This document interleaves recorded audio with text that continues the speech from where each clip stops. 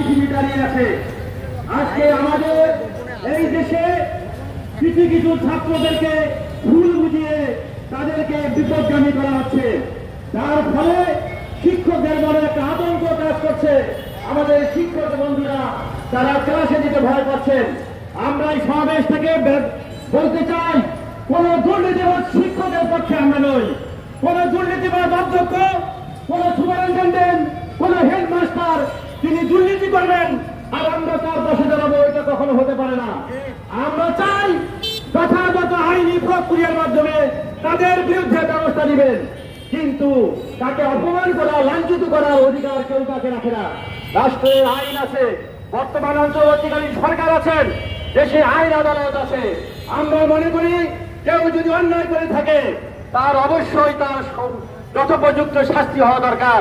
আমরা এও জানি, আমরা দেখে আছি স্বাধীনতার পর থেকে কিছু জাদুঘর শিক্ষক যখন যে দল ক্ষমতায় থাকে তাদের পা চেটে তারা ক্ষমতার কিছু উচ্ছিষ্ট পাওয়ার আশায় তারা সারা দেশে তারা সেই সরকারি দলের তারা চামচাগিরি করে, যার কারণে আমরা দেখি পাবলিক বিশ্ববিদ্যালয়গুলো আজকে শুধুমাত্র রাজনৈতিক বিবেচনায় নিয়োগ করা হয়।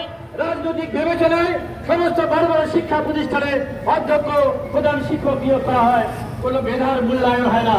যে জাতি মেধার মূল্যায়ন করতে পারে না সেই জাতি কখনো এগিয়ে যেতে পারে না।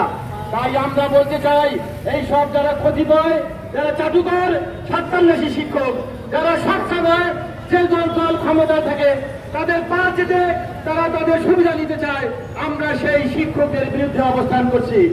আমরা সেই দুর্নীতি শিক্ষক যারা দুর্নীতি করে হাজার হাজার কোটি টাকা, শত শত কোটি টাকা ইনকাম করে, আমরা চাই সরকার তদন্ত করে তাদের আইনি আওতায় তাদের দরকার হলে জেল হবে, ফাঁসি হবে।